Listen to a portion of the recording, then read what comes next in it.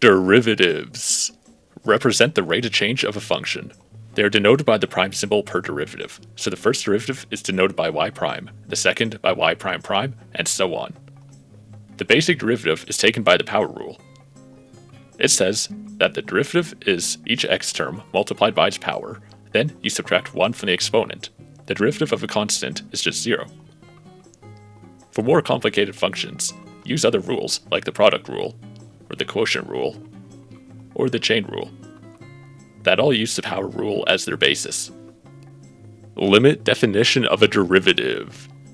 Take f of x plus h by adding plus h to any x variable in your function. Then take the limit as h goes to 0 of f of x plus h minus the original function, all divided by h. Simplify by combining like terms.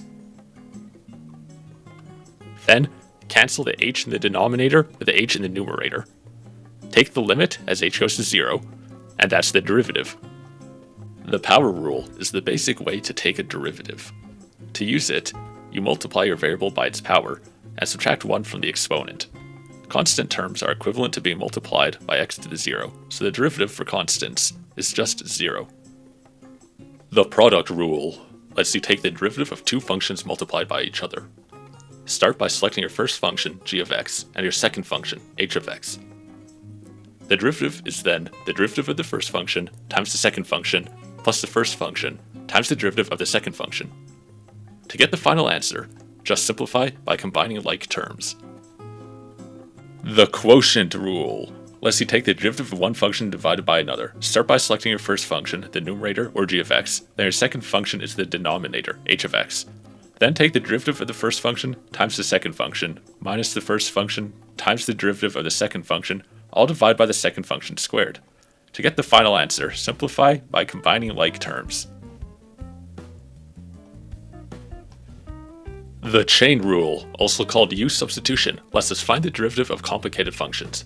Start by setting u equal to the value in the brackets. Then take the derivative of u. Substitute u into the original equation and take the derivative. Then convert u and du back to x and dx, and solve for dy by dx.